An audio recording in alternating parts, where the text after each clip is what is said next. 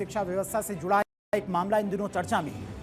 Class 8th की एक social science की किताब में न्यायपालिका से जुड़े एक विवादित अध्याय को लेकर शुरू हुआ विवाद सुप्रीम कोर्ट तक पहुंच गया था।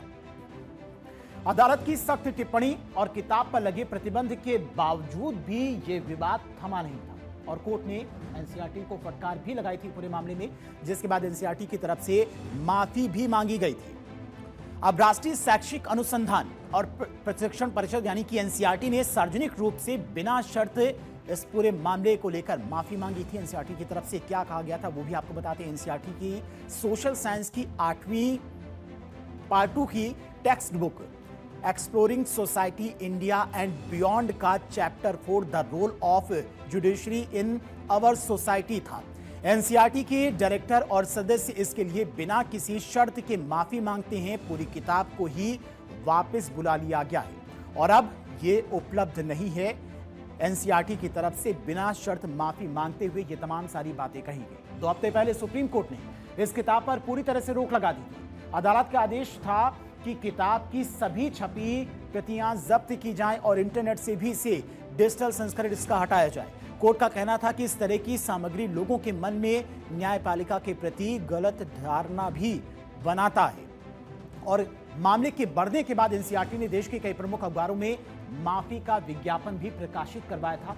बिना शर्त खुले तौर पर एनसीईआरटी की तरफ से माफी मांगी गई थी और किताबों की सभी प्रतियां वापस भी ले ली गईं। इस माफी में कहा गया था कि हाल ही में कक्षा 8 के लिए सामाजिक विज्ञान की किताब exploring society India and beyond प्रकाशित की गई थी और इस किताब के 4थे अध्याय का शीर्षक हमारे समाज में न्यायपालिका की भूमिका था।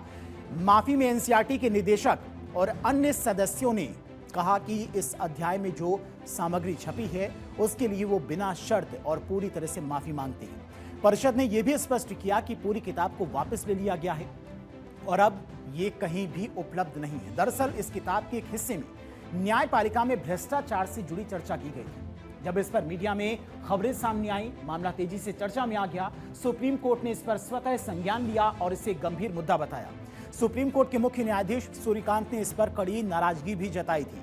उनकी तरफ से इस पूरे मामले को लेकर क्या कहा गया था वो भी आपको दरअसल बताते हैं। इस पूरे जुडिशियल इंस्टीट्यूशन के लिए चिंता की बात है, ये कहा गया था जस्टिस सूर्यकांत की तरफ से, और ये सोचा समझा कदम लग रहा है। मैं किसी को भी, चाहे वो कितने भी ऊंचे पद पर क्यों ना हो, इंस्टीट्यूशन को बदनाम नहीं करने दूंगा और मैं इस मामले पर खुद नोटिस ले रहा हूं। यह जस्टिस सूर्यकांत की तरफ से कहा गया था, जिसके बाद एनसीईआरटी की तरफ से माफी मांगी गई पूरे मामले को लेकर। सुप्रीम कोर्ट ने इस मामले में सख्त कदम उठाते हुए किताब पर पूरी तरह से प्रतिबंध लगा दिया। अदालत ने कहा कि किताब की सभी छपी प्रतियों को जब्त किया जाए और ऑनलाइन उपलब्ध हर संस्करण को भी हटाया जाए।